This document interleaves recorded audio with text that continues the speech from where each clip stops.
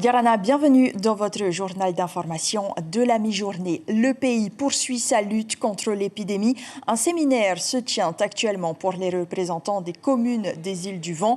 Objectif, trouver un meilleur plan de communication et mobiliser des agents communautaires. Dans cette rencontre, il est rappelé les effets négatifs de la Covid-19. Le coronavirus n'est pas derrière nous, agissant ensemble pour le vaincre. Et le message martelé, les communes qui auront pour tâche de mener des activités de sensibilisation afin qu'elles puissent avoir un effet multiplicateur, particulièrement dans les villes de l'agglomération. Et dans toute cette morosité ambiante, les aides de l'État et du pays continuent de venir en aide aux entreprises en difficulté. En Polynésie, elles sont 700 à en avoir bénéficié, notamment au travers des dispositifs comme le contrat de soutien à l'emploi ou encore le dispositif exceptionnel de soutien à l'emploi destiné aux entreprises contraintes de réduire temporairement leur activité à cause de la crise sanitaire. Il y en a aussi pour les patentés, c'est ce que nous détaille Vateat Ofa, responsable des centres de formalité et développement des sociétés à la CCISM. Il répond à David Chong et Hiro Terorotua. Les dispositifs d'aide nationales en provenance qui ont été formalisés par l'État, mais également du pays. Okay. Donc aujourd'hui, les aides du pays, les dispositifs actifs aujourd'hui dédiés aux patentés sont le DCTI. Donc c'est un dispositif de sauvegarde de l'emploi pour les travailleurs indépendants. Donc c'est une subvention de 50 000 francs dédiée à tous les patentés en arrêt total d'activité. Et des cas confirmés de Covid-19 obligent la direction des affaires foncières à fermer le service d'accueil du public jusqu'au 30 octobre, à l'instar de deux offices, celui du paiement des amendes routières et de la récupération des commandes. Et le conjoint de la quadragénaire décédée à Maupiti après avoir reçu des coups de poing a été placé en détention provisoire hier. Mis en cause pour violence ayant entraîné la mort sans intention de la donner, il risque 15 ans de prison. La commune de Tumara et notamment son maire, de nouveau mis en cause par la Chambre territoriale des comptes. La juridiction pointe en effet plusieurs irrégularités et invraisemblances dans la passation de marché.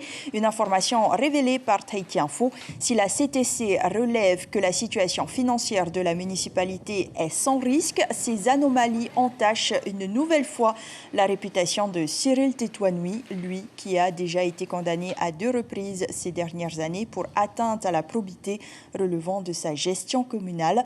Des condamnations qui n'ont toutefois pas empêché le Tavana d'être réélu aux dernières municipales. Un mot de football, aucune équipe ne représentera la Polynésie à la Coupe de France. La Fédération française de foot met alors un point final à la bataille judiciaire entre la Fédération polynésienne et l'AS Vénus. Le club de Mahina a contesté le choix de l'autorité dirigeante en ce qui concerne Thierry Tahiti pour disputer le match dans l'Hexagone. Autre annonce faite par la Fédération française, le club néo-calédonien également ne participera pas au 7e tour de la Coupe de France. Conséquence de cette décision au niveau local, les matchs de la phase finale de la Coupe de Polynésie seront annulés. Et pour clore cette édition, nous partons en Charente-Maritime ce week-end au Festival de Rochefort. Les éditions au Vent des Îles étaient à l'honneur pour ses 30 ans. Une maison d'édition tournée vers la Polynésie et qui met en avant les auteurs océaniens. Rencontre avec son fondateur Christian Robert avec nos confrères d'Outre-mer la Première.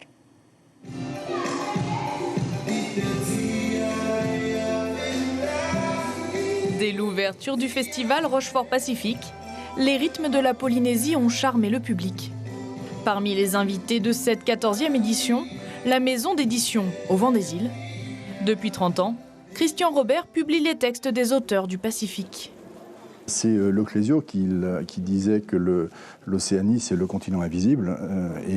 Donc, comme moi, je ne suis pas d'accord avec tout ce qu'a dit Leclésio, j'essaie de prouver que, en fait, si c'est visible, donc je rigole, parce qu'on est tous d'accord avec Leclésio, mais c'est peut-être aussi une histoire de mode. Le monde littéraire ne s'est pas encore préoccupé de ce qui était écrit dans l'Océanie, alors que c'est aussi fort, aussi puissant que la littérature nordique ou sud-américaine.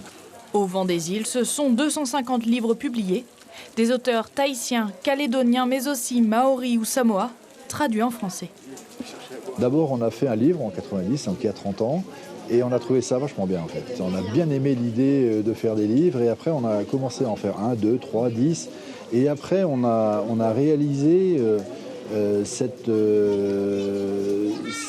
communion littéraire qui existait entre à la fois le Pacifique océanien, les océaniens anglophones et francophones.